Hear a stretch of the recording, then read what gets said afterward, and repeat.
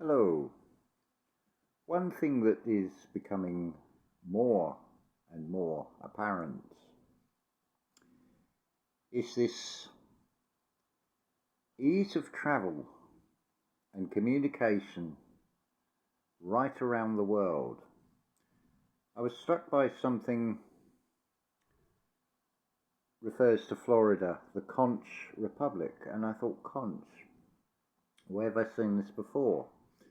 It's a type of seashell, and it's also as a type of gold crown which a king would wear. Think of I think it's the Nubian dynasties of pharaonic Egypt. And of course, you've got the Hyksos pharaohs. They had these conch shell, almost more like a steel helmet, gold, and they had spikes to which were added jewels, which gives rise to the play out of the crown of thorns with the Jesus story. You have this play out in the external world of separation of self.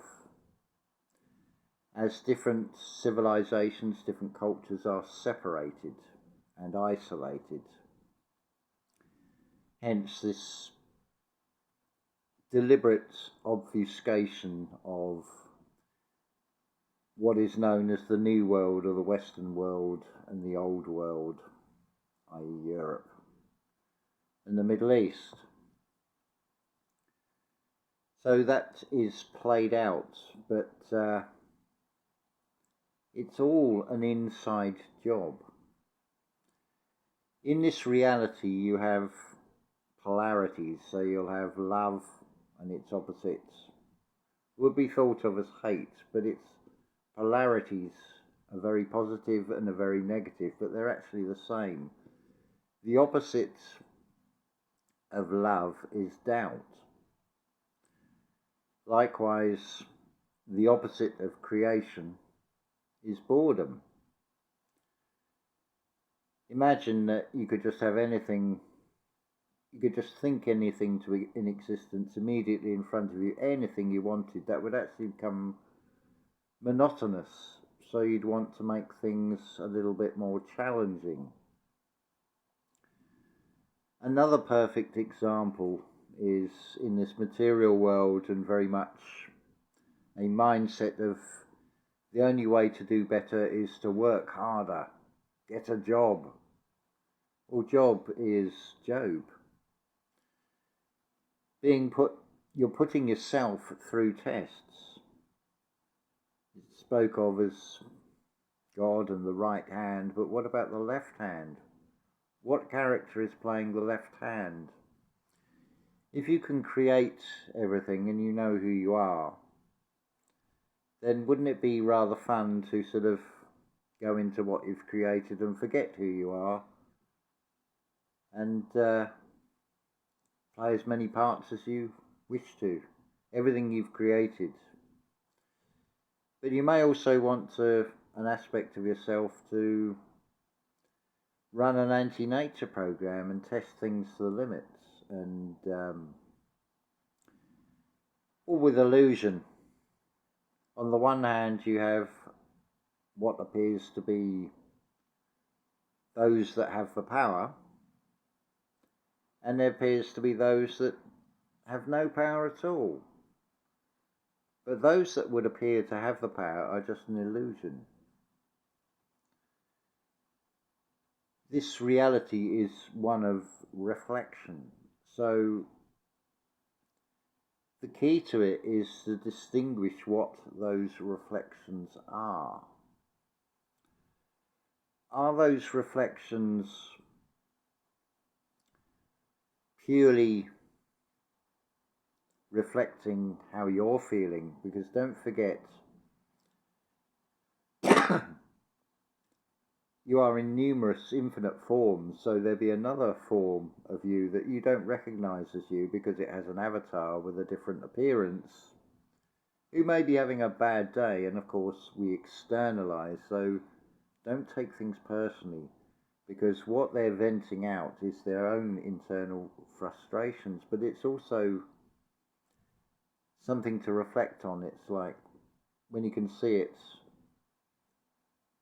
that it is just their external ventings of their own internal frustrations.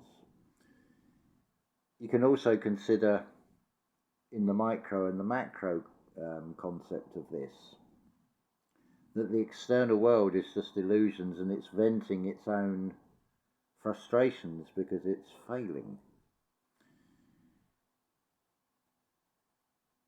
It's everything was made perfect, but it would be prudent to test that if you wish to think of it that way. You may also wish to think of it in terms of you're on a spaceship and you've gone into a game. It doesn't really matter. The point of it, I would say, is whatever one of those or anything else that feels right to you, that makes sense of it for you, that brings an inner peace within inside yourself, would be the way to proceed. It's funny, as I was thinking about making this video, I must have started to surf on what I would call a thought wave. There was a series of films called The Pink Panther with an actor called Peter Sellers, and in these films, all of a sudden would jump out this Japanese martial arts guy who would try and attack Peter Sellers, who's playing this part of this Inspector Clouseau from France. What that's actually based on, and I think this is right, yeah, I think it comes from the Zen Buddhism, or certainly from Buddhism, where you'll have the teacher and you'll have the student. Now the student doesn't know when, but at some point the teacher will come out with a stick and surprise him and maybe whack him over the head. And the student may say, ow. But you never know when that teacher's going to suddenly appear. He might be hiding around that next doorway. What this actually teaches is about life. There will be no fun, no challenge, no chance of seeing the contrast without having the good and the bad, or what we would perceive as the good and the bad. Sometimes you have what seem like bad days. I certainly have days where the energy feels very oppressive. That I then subsequently find is confirmed in these what are called squares in the astrology, where it's where things seem very static and nothing seems to be happening. But that's always a prelude. It's something that you can see with the stars, with the astrology. Things are always in constant flux. Same with nature. Things are always moving. They're never going to stay the same. That's even expressed in the physicality of these bodies, that they would appear to age and are finite. So they're never the same from one day to the next. So many cells are going to renew in that time. But if you were to see a photograph, a likeness of a particular person, and then you weren't, say, the equivalent of the sleep, the gap between the time frame till you saw the next picture was, say, 10 years, you would see a noticeable difference, but it's imperceptible on the daily basis. So this reality, things may seem to be going great one minute, and then there will seem to be an obstacle comes up. Really, it's being like the student, where you resign yourself to the fact that, well, I can either be on edge all the time and in a constant state of fear that this teacher is going to jump out, or I can just carry on indifferent. And if it happens, it happens. And when it happens, we'll deal with the situation. And that's a template for this life. So on those days where things, you may be presented with something where you think, oh no, now what? I mean, a perfect example would be if you're trying to get a refund out of the system or whatever, you have to jump through all these hoops. And of course, it keeps you in that low vibrational state. And then you have to ask yourself, is it worth all the hassle, or am I going to stick rigidly to the principles? And obviously, it would become down to personal preference and the value you'll put on that money. Maybe it might be £3, it might be £3,000. It depends on your financial status, of whether you would perceive that as a lot of money or hardly, or just small pocket change. It's all perception in this reality. But what are these obstacles? They're not obstacles, they're just challenges to overcome. I had three messenger conversations while contemplating saying all this, where the three people involved have had these sort of things happen. And they're atypical, that we all have these experiences where things will seem to suddenly go wrong, but they're not actually going wrong at all. They're just like, what is this actually showing me here? What is the lesson in it for me? Straight away, if you change your perception to that, rather than seeing as what is now presented as this immovable negative wall that you can't get over, it's exactly the same thing with the coming out of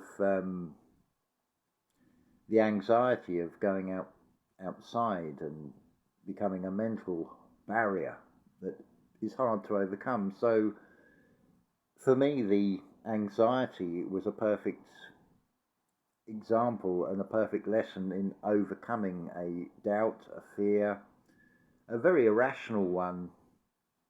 I mean, even aware of it at the time, you know it's irrational, but it still feels very real. But it takes time to overcome this. But with practice, it gets easier. It's always there. It's never going to go away. It's a part of you.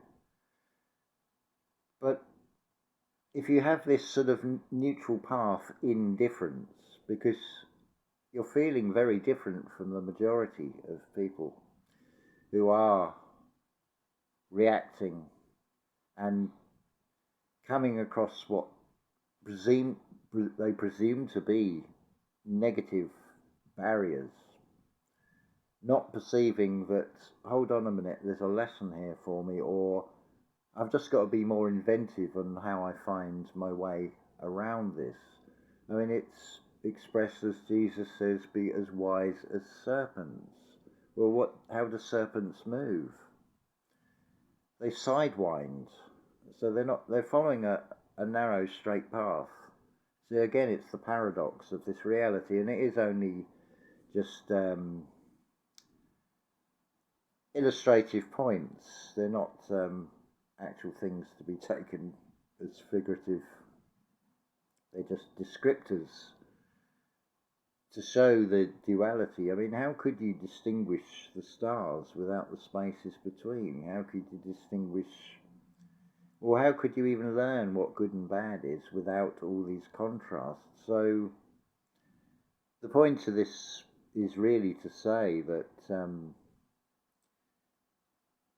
weigh things up in the feeling like the scales of Libra. It's the fixed air sign, if I remember rightly. Yeah, Gemini's, Aquarius is the cardinal, which is the highest air. Libra is fixed because you want to be fixed. It's the balance is in both ways. You want to be on the fixed cross, as it were, with the scales of Libra, and then weighing things up in the feeling. So you need the contrast of both sides of the scale. And then you can weigh up internally how these things feel. But of course, it requires going, as always, within oneself to face all these things, because where are the feelings felt? Are they not felt inside? Is everybody else feeling the same? You may have got a utility bill suddenly out the blue, and it's like, oh my god, how am I going to pay this? And this, all this sort of thing. That's a straightaway negative reaction. It's like, okay, well, there's many ways you can do it. You can, straight off, you can use your imagination, and you can ask yourself, how would I feel that that bill has been paid? And then you just hold that feeling. It comes down, the easiest analogy is the building. The solid physical building starts as a thought, which is given to an architect, which is then given to a builder. It's no different than what we do. These thoughts that we create, these energies, these frequencies that we put out, because that is all it is. It's just different modalities of frequency, whether they be expressed as light, as matter, as sound, as colour. They're just different expressions on a different part of the spectrum, maybe a slightly different frequency. So you've got the solid objects side of things. There was a slip in awareness. There's like physically gesturing as I'm talking, which I know you can't see on the camera, but then I go and almost knock something over. But sort of lost in the moment of creating the video. But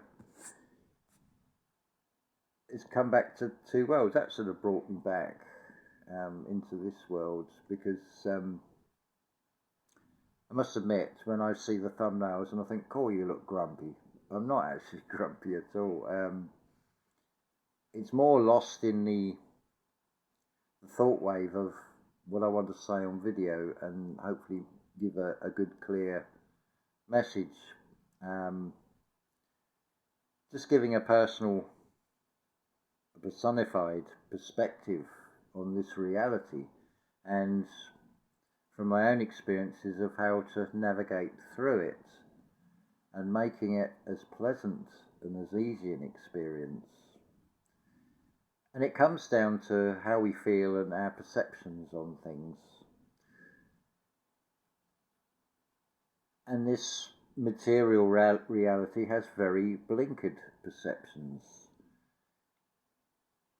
Most of these problems for the intellect to solve, if you notice, they're always outplay ends. They're never addressing the source. So looking for a cure for leukemia or cancer or whatever it happens to be, it's an outplay. But what about the cause of it in the first place?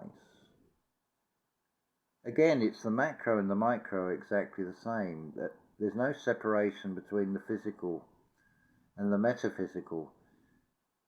Because what you'll find is all these blockages that manifest as disease like cancer are actually manifest through our feelings, and they create blockages because the energy is not flowing round, because there's a negative polarity in the way, because we have a negative thought about something. So we create a blockage. So what would be, say, going through the arteries, the positive outward pushing red shift, is now being met by say a blue negative shift where it shouldn't be. The negative, or the return, the blue in the veins is the return flow. Because we work just like a magnet. We have the dielectric in the middle, and then we have the emotions and things are really the magnetism, the toroidal fields that we create, our informed fields from all these feelings. Because we're basically just magnetism, it's just frequencies. But I thought it was quite amazing that I'm thinking about this video and what I want to say, and then got on this surf wave. So I hope that, because these thought waves it's like this expression of the collective consciousness. So I should imagine this will be quite pertinent, quite relevant, I should say, to more than just the three I've spoken to in private messages. So that's why I made this video. The intention was that I can give you a perception so you don't always see things in such a negative way. You sort of stand back, observe it and think, okay, what's being presented here? How can I overcome this? How can I find a way around it? Because there is always a way around these things. They're never immovable things. They're just things we create in our mind, or we just give in to that lower I conscious that doesn't want to face it, which is actually making it harder for yourself. I mean, how brilliant is that? That when it comes down to it, the ultimate enemy, the one that knows you best, is yourself. We are our own worst enemy when we don't recognize the polarity and duality. What's the word I'm looking for here?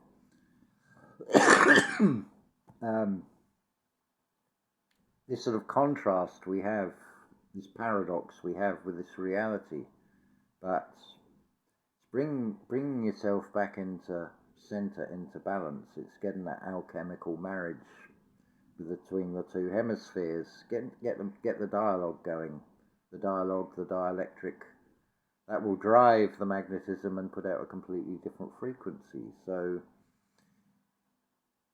you can come out of that negative, bring yourself back more into the neutral of, well, it is what it is, so it's happened, so now we'll face it, we'll find a way to face it. Rather than sort of trying to push it away and, oh no, I don't want to face that, because that won't achieve anything. You'll still always have that fear that that thing may come back, or it may come back bigger and stronger. That bill, that utility bill you've now got, now becomes in red letters and a final demand, and then all sorts of threats, and it just gets bigger and a bigger problem. So it's far better to actually address the problems, but this is really all going on inside oneself. That's where all the problems occur, all the blockages occur. So it is about getting that flow going inside oneself, and that is done through how we feel about things and how we weigh things up, which in turn comes down to our perception on things. That's why we have these eyes to take basically snapshots, photographs of this reality, and then weigh it up internally. But ideally, it's from here, the heart, that it needs to be weighed up. The heart knows best. The heart is the center of everything.